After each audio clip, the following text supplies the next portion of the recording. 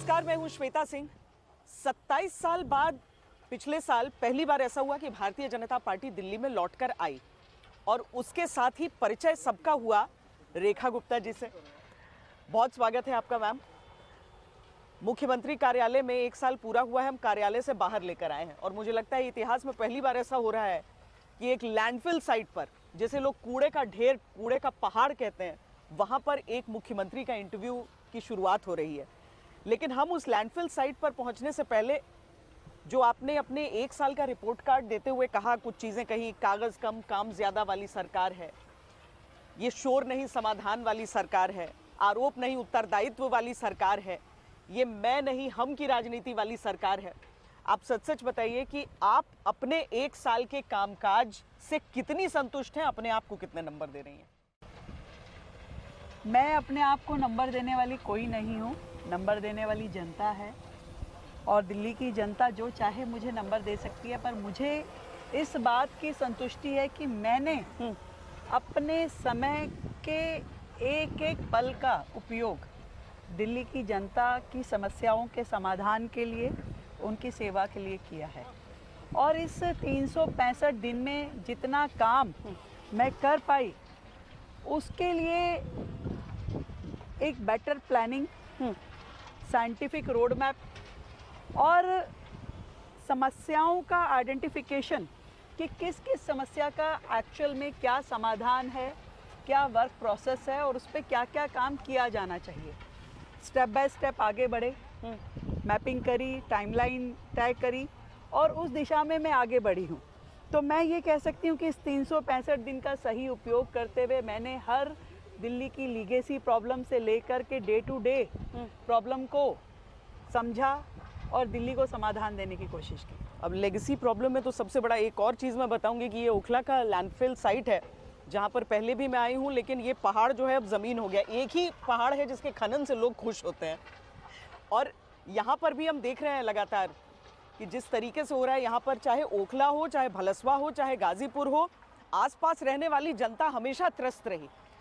मैं श्वेता जी आपको ये दिखाना चाहती हूँ, में जो लीगेसी वेस्ट वाला कूड़ा है वो लगभग 30 लाख जो इसमें था, हमें जब मिला था, आज ये लगभग 3 लाख के करीब इसमें बचा है। 30 लाख मीट्रिक टन से 3 लाख। हाँ, और इसमें जो कूड़ा बचा है अब, वो भी आप देख रही हैं लगातार ये सारी मशीनरी काम कर रही है, day to day, day night काम कर रही हैं ये मशीनरीज। बायो माइनिंग को हमने, आप समझिए कि 7,000 अगर टन पर डे था बायो माइनिंग का प्रोसेस, उसको हमने तीनों लैंडफिल साइट्स का मिला करके 30 से 35,000 टीपीडी को लेकर के जाने का काम किया है। जो उसमें वेस्ट निकलता है, ये जो मशीनें, ट्रॉम्बल मशीनें जो है, वो जो गोल ये पूरा दिखाई दे रहा है आपको, ये ट्रॉम्बल मशीनें हैं। अच्छा। जब ये वेस्ट को सेग्रीगेट करती है तो 3 तरह के आउटपुट निकलते हैं उसमें से। एक इनर्ट निकलता है, एक आरडीएफ निकलता है, एक सीएनडी वेस्ट निकलता है।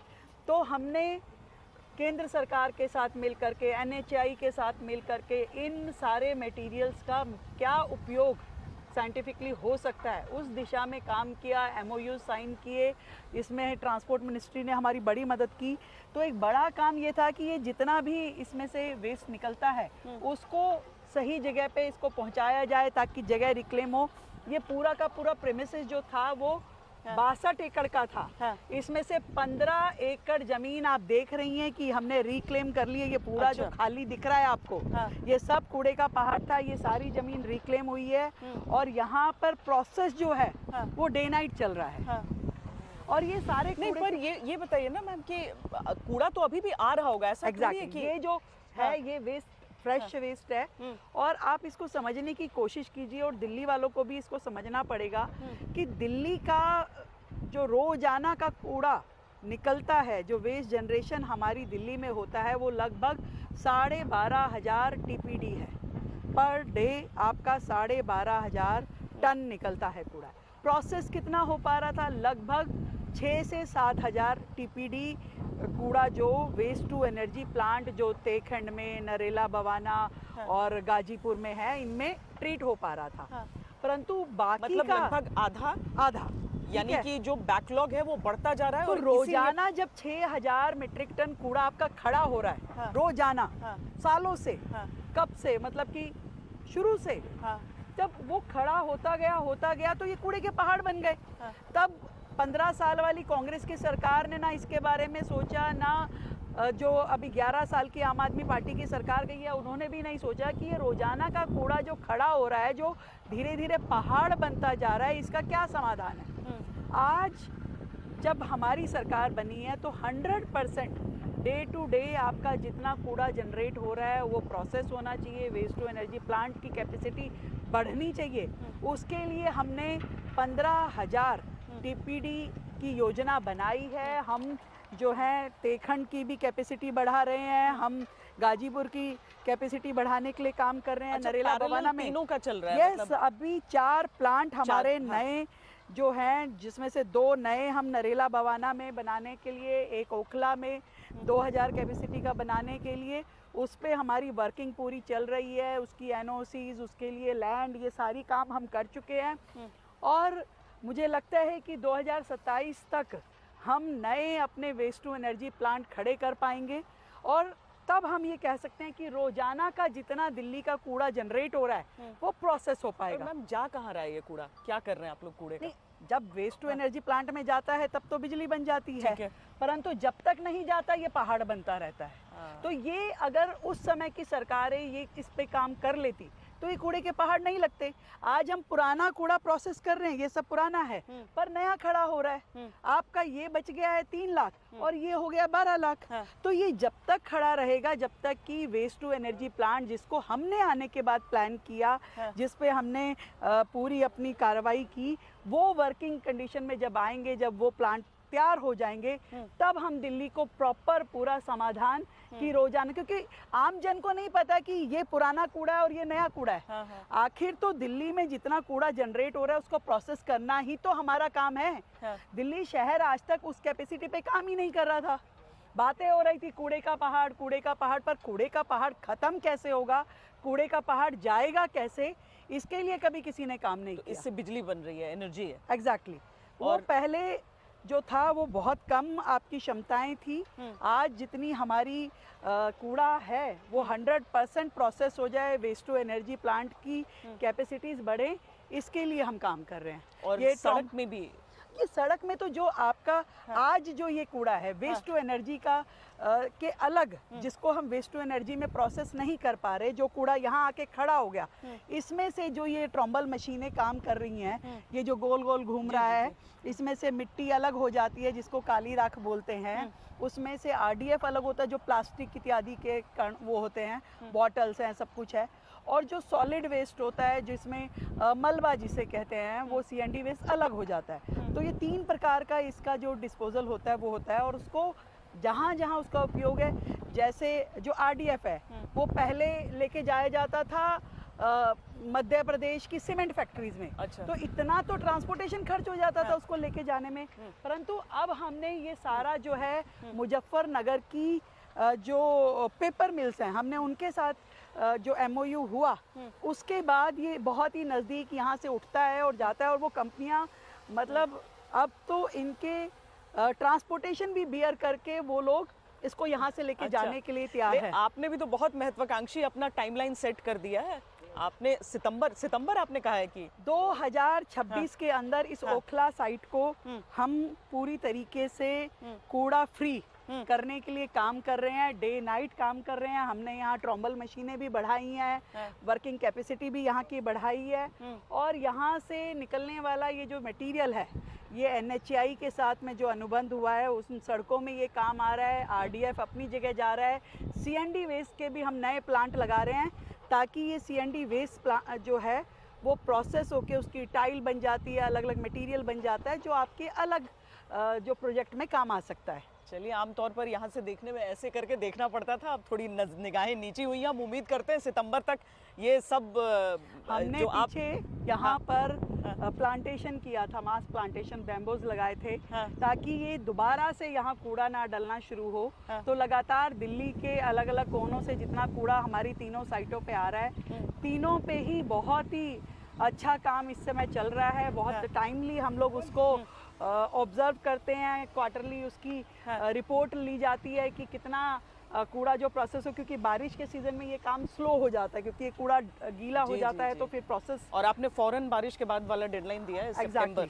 एग्जैक्टली। तो इसलिए हम लोग बहुत इसको, क्योंकि मैं आपका शायद पहली बार आना हुआ है, पर मैं कूड़े के पहाड़ पे बहुत बार आ चुकी हूँ। नहीं, हम सबको रिपोर्टिंग करनी होती है। भलसवा, गाजीपुर, ये ओखला, ये सारे पहाड़ों को अपनी आंखों के सामने बढ़ता देखा है हमने। अब इसको छोटा होता है, देखिए। चलिए, उम्मीद करते हैं अब जो दूसरा एक चैलेंज है आपके सामने, और मुमकिन है कि मैं 1 साल में आपका रिपोर्ट कार्ड उसको लेकर भी मांगू कि अगर साउथ दिल्ली स्पेसिफिक अभी करेंगे, वैसे तो दिल्ली के बहुत सारे इलाके हैं। आज पूरा दिन क्या मुझे लगता है महीना भर लग जाएगा शायद इस इंटरव्यू में, इसलिए हम दक्षिण दिल्ली के उस जगह पर चलते हैं जिसे कहा जाता है वो जिम्मेदार है वाटर लॉगिंग के लिए दिल्ली में।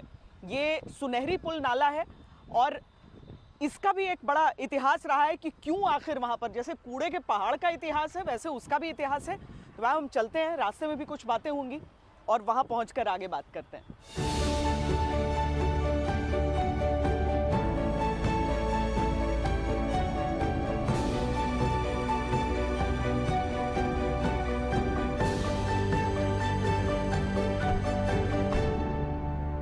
रेखा जी, आपने अपना रिपोर्ट कार्ड दिया है, लेकिन और आपने कहा कि जनता रिपोर्ट कार्ड देगी, उनका अपना नंबर होगा, पर 7 वादे आपने किए थे जब चुनाव लड़ रही थी। 5 उनमें से उस पर काम हुआ, 2 ऐसे रहे जिसको लेकर आपसे सवाल पूछे जा रहे हैं। और मैं भी जानना चाहती हूँ कि वो जो 2500 रुपए प्रति माह गरीब महिलाओं को देने की बात थी, या फिर जो पेंशन की वृद्धि थी, उस पे क्या काम हुआ है अभी? क्योंकि वो लग रहा है अभी पूरा हुआ नहीं है वादा। देखिए, दिल्ली का जो फाइनेंशियल कंडीशन है वो पिछली सरकारों ने इतना अस्त व्यस्त कर दिया है, और जिस तरीके से यहाँ पे करप्शन में सरकारें इंडल्ज थी, उसके कारण से पूरा फाइनेंशियल सिस्टम कोलैप्स था। डीटीसी आपका 70,000 करोड़ के लॉस में है, जल बोर्ड आपका लॉस में है, कर्मचारियों को तनख्वाह नहीं मिली, लोगों को पेंशन नहीं मिला, लोगों को कोविड तक की भी जो फाइनेंशियल हेल्प हमारे कर्मचारियों को, डॉक्टर्स को दी जानी थी, जिनका कोविड के समय में डेथ हो गया, उनको भी पैसे नहीं दिया गया, बच्चों को स्कॉलरशिप नहीं दिया गया। आप समझिए कि मेट्रो की पुरानी पेमेंट्स नहीं हुई। हर चीज़ का फाइनेंशियल सिस्टम जो है पिछली सरकार ने इतना अपसेट कर रखा था कि उन सब को संभालने में, समेटने में, सजोने में मुझे ये समय लग रहा है कि भी चीज़ों को मैं पहले ठीक कर लूँ, क्योंकि मेरे लिए ये बहुत बड़ी प्रायोरिटी है कि हमारे कर्मचारियों को तनख्वाह मिलनी चाहिए। मेरे लिए ये बहुत बड़ी प्रायोरिटी है कि दिल्ली को पानी मिलना चाहिए, और निश्चित रूप में महिलाओं को जो हमने कहा है महिला समृद्धि योजना के लिए, मैं उसे पूरा करूँगी। दूसरी चीज़ सड़क, मतलब मैं सड़कों की क्वालिटी की बात उतना नहीं कर रही हूँ जितना ट्रैफिक की वजह से। अब आपने बहुत सारे डेडलाइंस अपने तय कर लिए हैं, जिसमें सैनिटेशन भी है, जिसमें सड़कों की हालत भी है। अब बिना ट्रैफिक को बाधित किए कैसे ये चीज़ें पूरी होंगी? दिल्ली तो रुक जाती है जैसे ही काम शुरू होता है। क्या होता है, दिल्ली ना छोटी सी दिल्ली है दिखने में। आज जिन सड़कों को हम बना रहे हैं, जिन फ्लाईओवर को बनने की ज़रूरत थी, वो पिछली सरकार के कार्यकाल में आप 11 साल में बताइए कितने फ्लाईओवर बन के तैयार हुए? नहीं तैयार हुए। आज जो प्लानिंग मेरी सरकार ने की है उसमें हम नए फ्लाईओवर, नई रोड, जो ट्रैफिक कंजेशन के पॉइंट है उनको समाधान करना, 70 पॉइंट हमने दिल्ली में निकाले, उसको कैसे ठीक करना है, उसमें क्या क्या अमेंडमेंट्स होनी चाहिए, उसके लिए हमने टेंडरिंग करी। हमने वाटर लॉगिंग के जितने पॉइंट थे उनको आइडेंटिफाइड करके उन पे काम किया। मिंटो ब्रिज तो आप लोगों का फेवरेट जगह थी, जो आप लोग न्यूज़ में दिखाते थे लगातार, बार बार आपके चैनल पे आता था। अभी भी हमारे लेंस पर है वो, बिल्कुल होना चाहिए। और पहली बार सालों बाद मिंटो ब्रिज आपको दिखाई दिया कि जिसमें जल भराव नहीं हुआ। तो ये सारे काम जो हैं सरकार लगातार कर रही है, कारण और निवारण पे काम कर रही है कि भाई क्या रीजन है कि यहाँ वाटर लॉगिंग होती है। हमारी दिल्ली जो है सालों से उसी पुराने ड्रेनेज मास्टर प्लान पे काम, 50 साल पहले का, मतलब आज उन ड्रेन की कैपेसिटी खत्म हो गई है, आज हमारी रिक्वायरमेंट बढ़ गई है, पॉपुलेशन बढ़ गई है, तो आपका ड्रेन बड़ा होना चाहिए, आपका सिस्टम उतना होना चाहिए कि जो उस कैपेसिटी को ले सके। 50 साल बाद हमारी सरकार ने आने के बाद में नया ड्रेनेज मास्टर प्लान लेके आ रहे हैं, जिसमें आज पूरी दिल्ली की बड़ी ड्रेन्स को बनाने का काम हमने शुरू किया। 220 करोड़ लागत से हमने किराड़ी की जो ड्रेन है वो बना रहे हैं। यहाँ पे नजफगढ़ की ड्रेन को हमने बनाना शुरू किया। इस साउथ के एरिया में MB रोड की ड्रेन जो है उसके टेंडर हो रहे हैं। तो ये सारी की सारी दिल्ली की जो रिक्वायरमेंट है, जब ये सारे काम पूरे होंगे तब तो वो ड्रेन उस पानी को ले पाएंगी, चाहे वो बारिश का है, चाहे आपका अन्य जगह से पानी आ रहा है, नहीं तो वाटर लॉगिंग खड़ी ही रहती। इतने दिन बाद अगर रेखा गुप्ता को जज किया जाए उनके काम पे, उनके आप जो जिस लेगेसी प्रॉब्लम की बात कर रही हैं कि वो विरासत में मिली हैं वो दिक्कतें, कितने दिन बाद आपको जज करना फेयर होगा आपके लिए? आप मुझे रोज जज कीजिए, आई डोंट माइंड। मैं अगर लगे कि रेखा गुप्ता काम कम कर रही है तो जज कीजिए। अगर आपको लगता है कि रेखा गुप्ता ने सही निर्णय नहीं लिया तो आप जज कीजिए। मैं इस सालों की दिल्ली जो फंसी हुई थी, अपनी समस्याओं में उलझी हुई थी, उसका एक एक सिरा पकड़ के सुलझा रही हूँ। एक एक सिरा मुझे रोज सुलझाना पड़ता है कि भाई ये क्या है, ये क्या है, इसको कैसे करना है, इसको कैसे करना है। जब रोजाना काम कर रहे हैं तो जो 11 साल की प्रॉब्लम थी, जो 15 साल वाली थी, जो 27 साल की प्रॉब्लम थी, आज उनको समाधान मिलना शुरू हुआ है और हर साल आपको बेहतर दिल्ली दिखाई देगी, इतना मैं विश्वास दिलाती हूँ। चलिए पहले तो हम सुनहरी पुल वाली बेहतर दिल्ली जरा देखें कि आपने वहां पर क्या किया।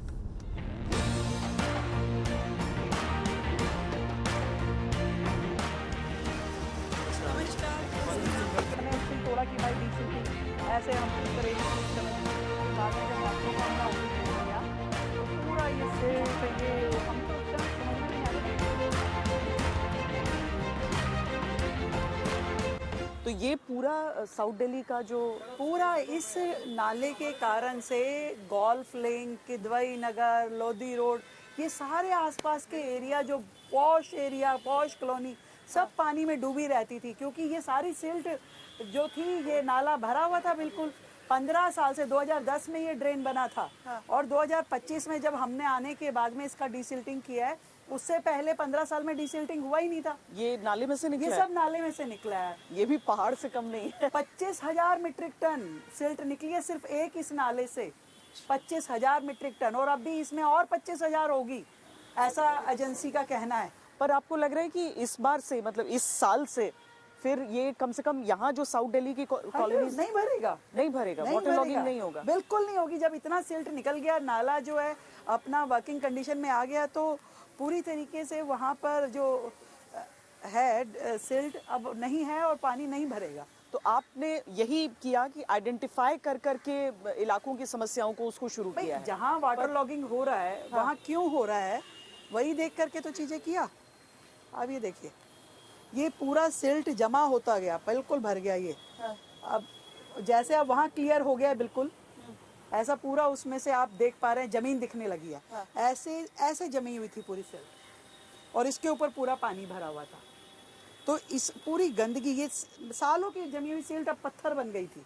इस सब को हमने निकलवाया। अब वहाँ से पूरा जैसे जमीन दिख रही है ऐसे पूरा खत्म करवाइए, काटा है हमने। मतलब जिस समय जिस एजेंसी ने ये ड्रेन बनाया, ऊपर कोई आउटफॉल ऐसा दिया ही नहीं कि जिसमें जा करके उसका ढक्कन, कोई कवर ऐसा हो कि उसका डीसिल्टिंग हो सके। तो अब ये सारा कटिंग करके इसको खोला गया और इसमें फिर मेट्रो ने अपना बहुत ही मॉडर्न मशीन्स के साथ में इसकी डीसिल्टिंग की है। पहले साल की जो बरसात हुई थी, मतलब आपकी एज अ मुख्यमंत्री पहली बारिश का सीजन, उसमें आपको बहुत जज भी किया गया है कि अरे देखो वापस तो वैसी ही तस्वीर दिख रही है, वापस वैसी दिख रही है।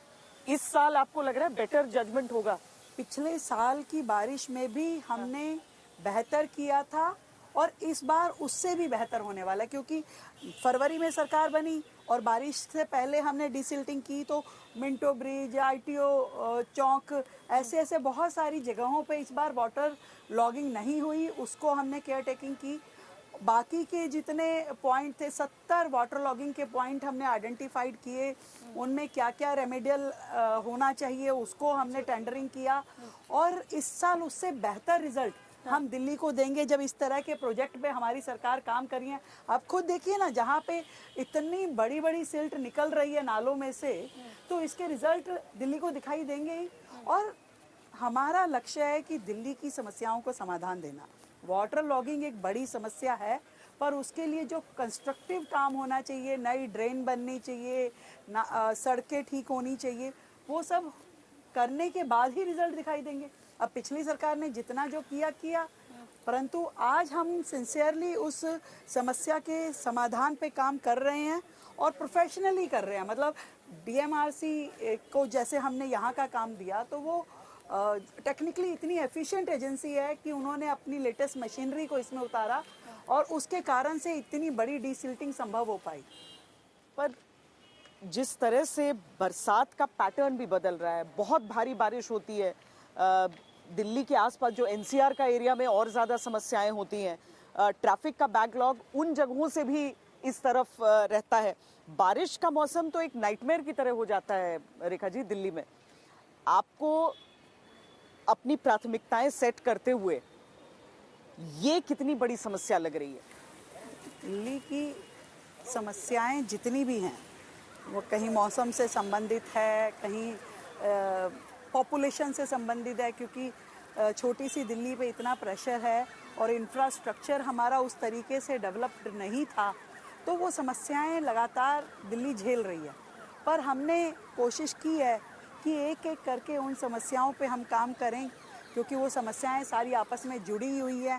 भाई नाला भरा है इसलिए वाटर लॉगिंग है, वाटर लॉगिंग है इसलिए ट्रैफिक कंजेशन है, ट्रैफिक कंजेशन है इसके कारण से पॉल्यूशन है, पॉल्यूशन है तो लोग बीमार हैं। ये पोल्यूशन को लेके क्या हो रहा है? पॉल्यूशन भी दिल्ली की एक बहुत बड़ी समस्या है और मैं ये समझती हूँ कि दिल्ली या कहीं पे भी पॉल्यूशन के दो कंपोनेंट है, धूल और धुआं।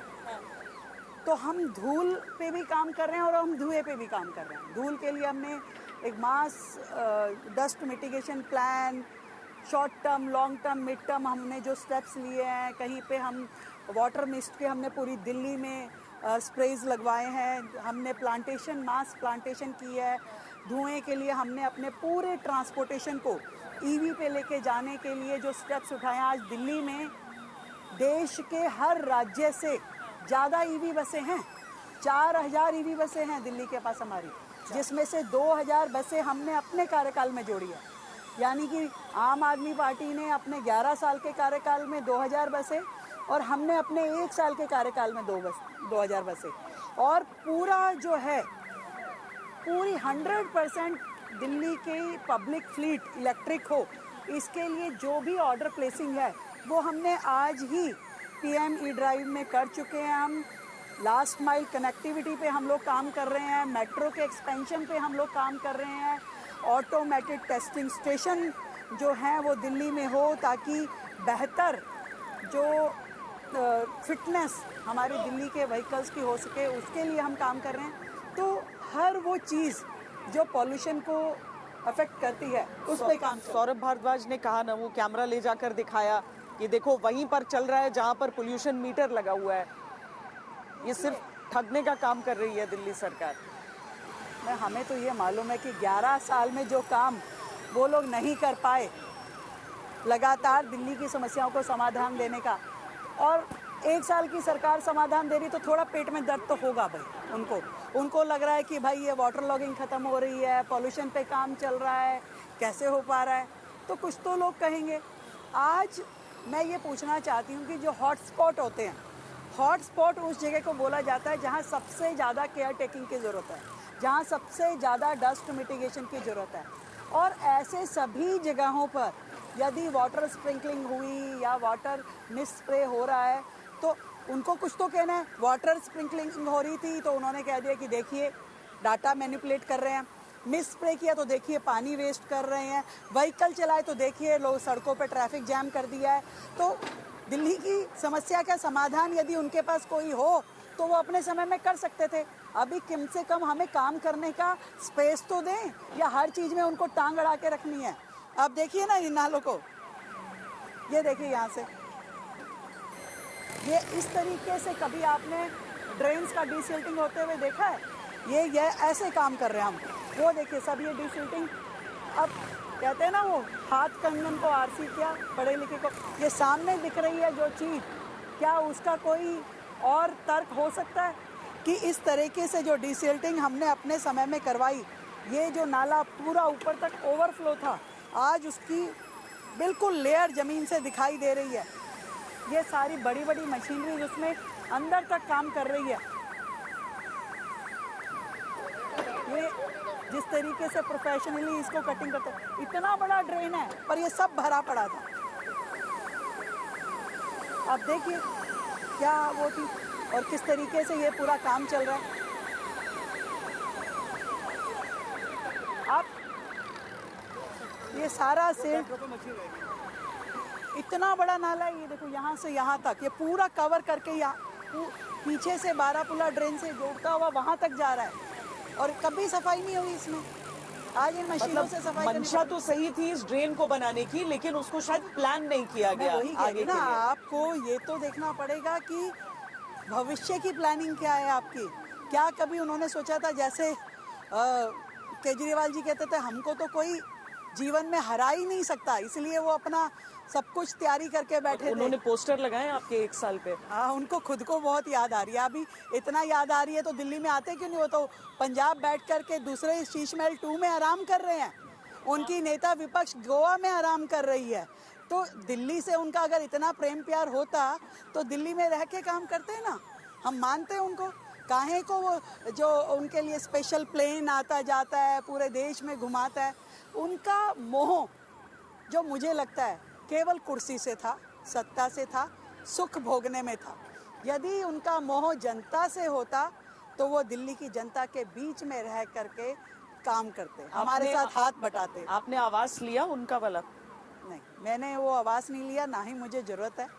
जब मुझे रहना ही दिल्ली की सड़कों पे है, जूते कस के लोगों के बीच में काम करना है, तो मुझे शीश महल की कोई ज़रूरत नहीं है।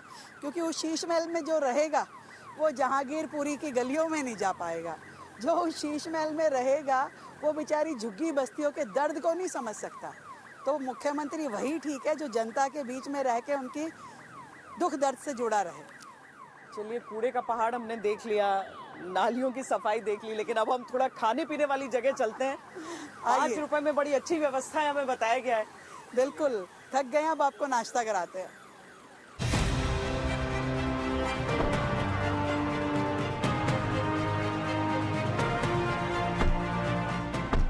ये नाले की सफाई की चीज हमने देखी है। आपने एक और चीज कहा कि यमुना में अनट्रीटेड सूवेज नहीं जाएगा, ये कैसे संभव हो सकता है? देखिए क्या है कि यमुना जी में गंदगी है क्योंकि दिल्ली के जितने ड्रेन्स हैं तो ऑटोमेटिकली जा कर के वहाँ कनेक्ट कर दिए गए हैं। सारा का सारा सीवेज जो है अनट्रीटेडली यमुना जी में जाके गिरता है। अभी तक दिल्ली में 37 STP सीवेज ट्रीटमेंट प्लांट पहले से लेके अब तक बने हुए थे, जो कि पूरी तरीके से वर्किंग कंडीशन में भी नहीं थे। हमने आने के बाद उन सारे STPs को अपग्रेड करने का काम किया। नए डिसेंट्रलाइज STP जहाँ जहाँ पे ज़रूरत है उनको बनाने के लिए टेंडर प्रक्रिया शुरू करी है हमने। क्योंकि यमुना तब साफ हो पाएगी जब उसमें जितना भी ये सीवेज है वो सब ट्रीट हो करके पहुंचना चाहिए। तो 100% नालों को टैप करने की ज़रूरत है, 100% नालों पे काम करने की ज़रूरत है। तो कहीं पे हमने पूरा का पूरा उसका ड्रोन सर्वे करके उसका सिल्ट का मेजरमेंट्स ले करके कहाँ कहाँ STP बनने चाहिए उसकी रिक्वायरमेंट लेते हुए पूरे हॉलिस्टिक अप्रोच के साथ में दिल्ली पे यमुना जी पे हमने काम शुरू किया है। तो ये सारा सीवेज, और आपको बताऊं मैं दिल्ली में जैसे ये बड़े बड़े फार्म हाउसेज हैं, इनके यहाँ कोई सीवर लाइन तो है नहीं, तो ये लोग क्या करते हैं कि प्राइवेट वेंडर को लेते थे कि भी ये हमारा सीवेज उठा के यहाँ से लेके जाओ, वो कुछ इनका अमाउंट लेता था और वो सारे वेंडर उस सीवेज को वहाँ से उठा करके उनके फार्म हाउसेज से सीधा जा करके नदी में डाल आते थे यमुना जी में। हमने इन सब पे बैन किया है। हमने ये भी स्कीम निकाला है कि भाई आप हमें इंटीमेट कर दीजिए सरकार को, सरकार फ्री में आकर के आपका सीवेज वहाँ से हटाएगी, ट्रीटमेंट प्लांट पे डाल के आएगी।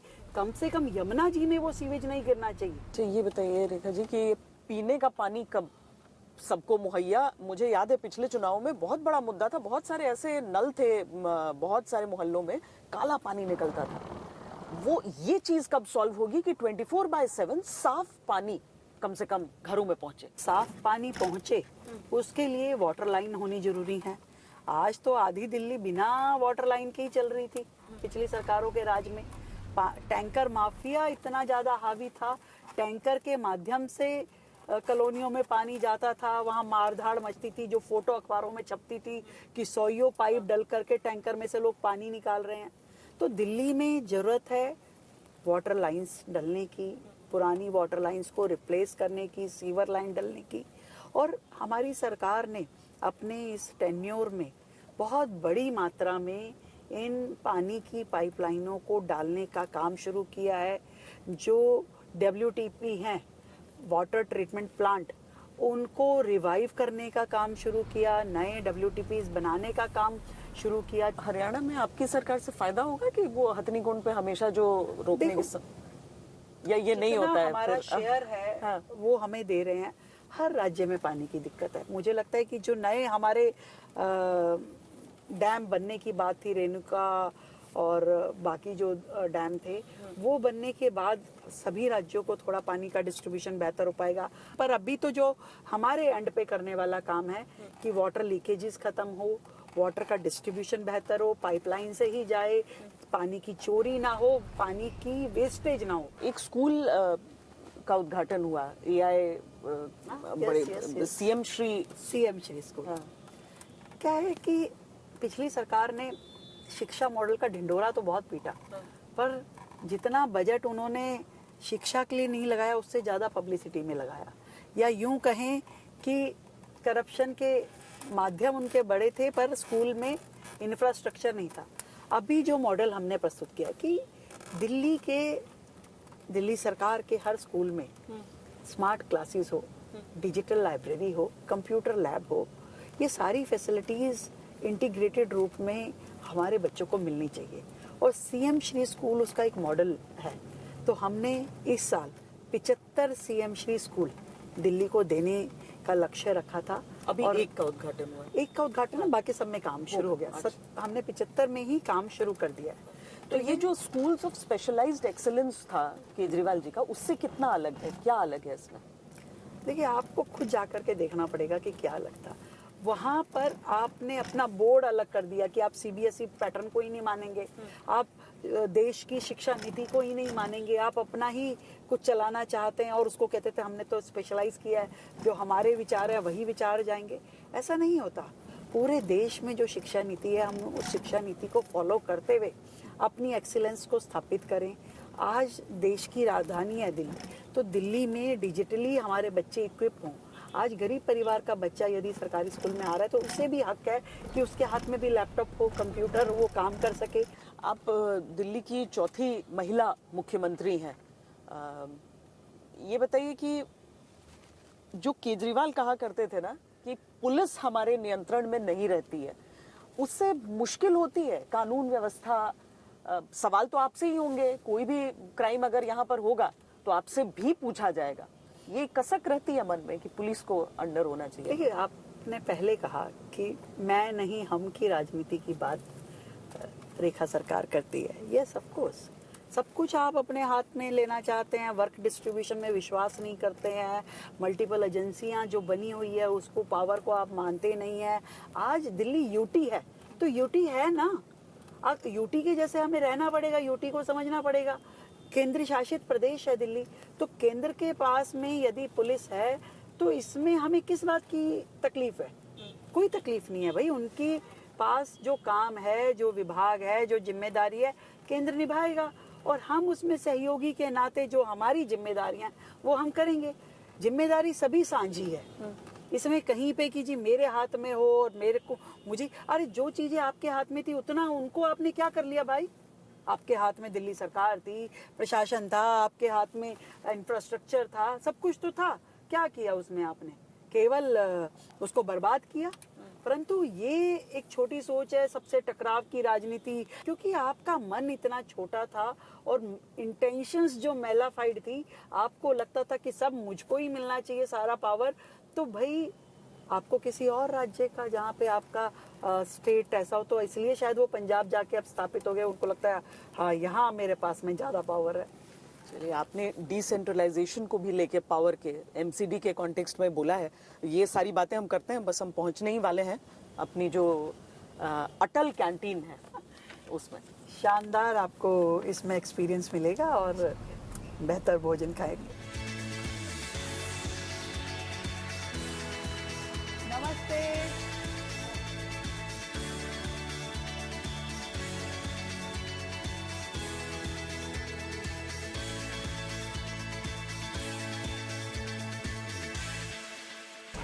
आपने इसको नमस्ते नमस्ते।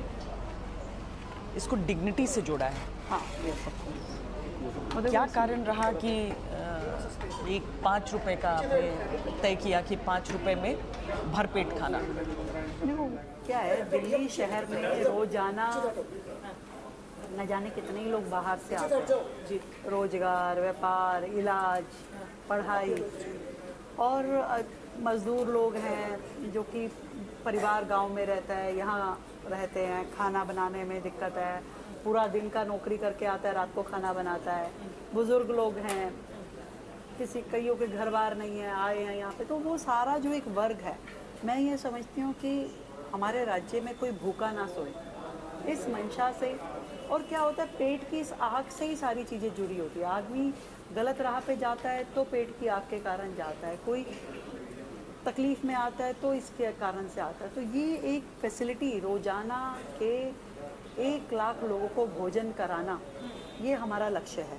और जब ये फैसिलिटी शहर में है तो मुझे इतना विश्वास है कि कम से कम अपनी भूख के कारण कोई व्यक्ति ना अपनी जान गंवाए और ना गलत राह पे जाए, उसको यहाँ भोजन मिल पाए, परिवार के जैसे, घर के जैसा खाना। हाँ बिल्कुल, बहुत अच्छा रहता है। बुजुर्ग आते हैं, कामकाजी महिलाएं आती हैं, परिवार, मजदूर भाई आ जाते हैं, गिग वर्कर आते हैं, पूरा दिन आप घूम रहे हो, यहाँ आके बैठ के भोजन कराना, और डिस्पोजेबल मिनी स्टील की थालियों में भोजन कराना, पंखा, लाइट, सब। इसमें 25 रुपए की सब्सिडी सरकार की तरफ से है। जितने का भी है हमारा, हम व्यक्ति 5 रुपये देगा, हम तो पूरा इंफ्रास्ट्रक्चर, ये वो, खाने पे जितना खर्चा है वो सब सरकार देगी। 5 रुपये तो मात्र हमने इसलिए लिया है कि कोई व्यक्ति सम्मान के साथ भोजन ले सके और वेस्टेज ना हो। क्योंकि अच्छा, आपके नाम में रेखा है तो हमने अपना एक रैपिड फायर रखा है जो रेखा से जुड़ा हुआ है। अच्छा, प्रश्न पत्र जो हमारा है उसमें दिल्ली की राजनीति में, यूं मैं कहूँ कि राजनीति में वो कौन सी लक्ष्मण रेखा है जो रेखा गुप्ता कभी नहीं लांघ सकती है?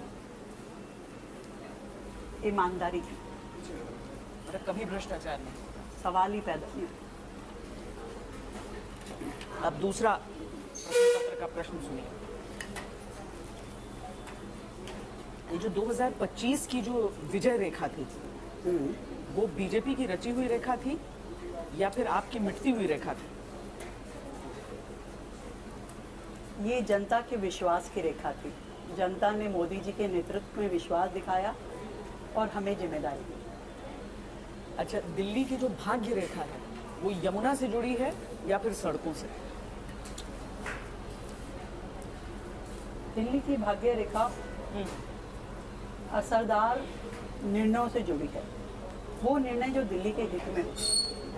असरदार, साहसी निर्णय दिल्ली को लेने की जरूरत है, जिसके कारण से हमारा शहर सरवाइव कर पाए।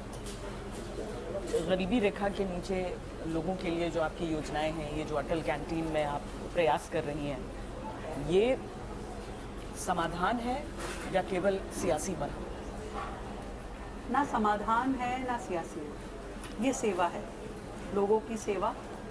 जो देश की राजधानी दिल्ली में रह रहे हैं, जुड़े हैं, उनकी सेवा रेखा हमारे ये प्रोजेक्ट है। रेखा गुप्ता अपनी रेखा यानी अपनी लकीर लंबी खींचने में यकीन रखती हैं या दूसरे की रेखा को छोटा करने में? मैं दिल्ली के विश्वास की रेखा को लंबा करना चाहती हूँ, ना अपनी बड़ी ना दूसरे की छोटी। मेरा कुछ अपना नहीं, तेरा तुझको अर्पण क्या लागे मेरा। तो दिल्ली की जनता के द्वारा दी हुई जिम्मेदारी है और उनको ही मुझे सौंपनी है तो मेरा अपना इसमें कुछ भी नहीं है, मुझे एक जिम्मेवारी मिली है जो मुझे निभानी है। अच्छा, वो डेडलाइंस के बारे में मैंने पूछा था ना कि आप डेडलाइंस बहुत सेट करती हैं, तो ये जो डेडलाइंस होती हैं ये पत्थर की रेखा है, पत्थर की लकीर है या सिर्फ एक तारीफ है?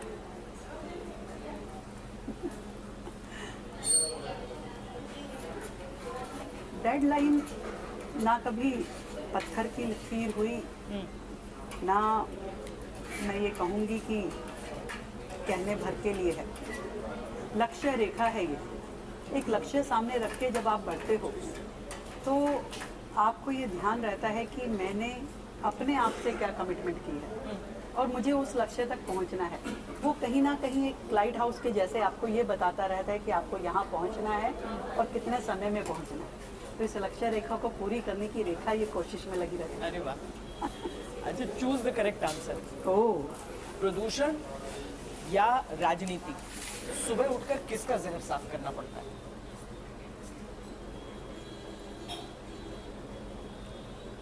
जहर हमारे सिस्टम का साफ करना पड़ता है। जो सिस्टम में कमियां हैं, जिसको करने की ज़रूरत है, जिससे राजनीति भी साफ हो जाएगी और प्रदूषण भी साफ हो जाएगा। 200 या विधानसभा, ज्यादा जोश कहाँ पर रहता है? दूसरो वो माहौल स्टूडेंट लाइफ का, बच्चों के बीच, युवाओं के बीच एक अलग तरीके का माहौल है, तो मुझे लगता है कि वो अलग समय था। दिल्ली का दिल कहाँ बसता है? चांदनी चौक की भीड़ में या लुटियंस की शांति में? दिल्ली का दिल हर उस गली में बसता है जो हमारे संस्कृति से जुड़ी है, परंपराओं से जुड़ी है, टेस्ट से जुड़ी है और कल्चर से जुड़ी है। तो दिल्ली हर कोने में आपको नज़र आएगी। इतने सारे राज्यों के लोग, एक छोटा सा भारत है दिल्ली में, जिसका अपना अलग मज़ा है।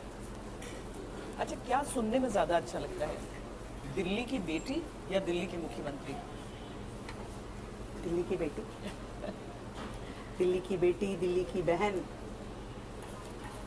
दिल्ली मेरा परिवार है और हर व्यक्ति से मैं जुड़ी हूँ, आत्मा से, मन से, और यही समझती हूँ कि ये मेरी जिम्मेवारी है और उसी लगाव के साथ मैं काम करती हूँ।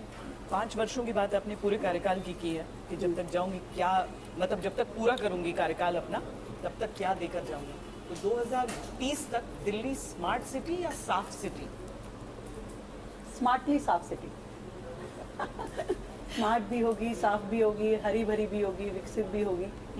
दिल्ली वो होगी जो दिल्ली वालों के दिल में है और जिसमें रह करके हर दिल्ली वासी का दिल खुश हो। आखिर में ये कि 2025 में जब 27 साल बाद भारतीय जनता पार्टी जीती, 2030 तक कौन सी ऐसी चीज आप एक अपनी लेगेसी के तौर पर करना चाहती हैं कि ये जीत केवल एक तुक्का ना हो और बीजेपी की और सरकारें आए?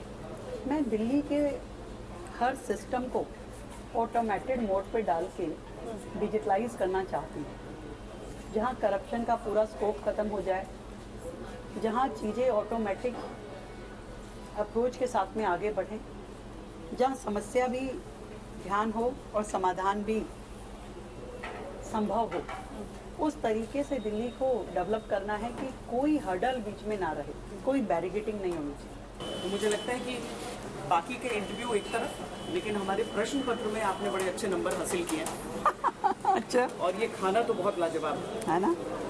इसी के साथ हमारी बातचीत तो यहाँ पर समाप्त हो रही है, लेकिन अपना ये अटल भोजन हम यहाँ पर अटल कैंटीन में अपना आप समाप्त करते हैं। बहुत बहुत धन्यवाद आपका रेखा जी हमसे बातचीत करने के लिए। Thank you. मुझे लगता है कि आपकी डेडलाइंस के लिए दिल्ली की जनता बहुत सांसें थाम कर इंतज़ार करेगी कि ये सब पूरे हों। जो सियासतदान हैं, राजनीतिक विरोधी हैं, वो अलग रीज़न से इंतज़ार करेंगे, लेकिन दिल्ली की जनता अलग रीज़न से इंतज़ार करेगी। मैं दिल्ली को विश्वास दिलाती हूँ कि दिल्ली के सपने जरूर पूरे होंगे। Thank you. अभी के लिए इतना ही। देश और दुनिया की बाकी खबरों के लिए आप देखते रहिए आज तक।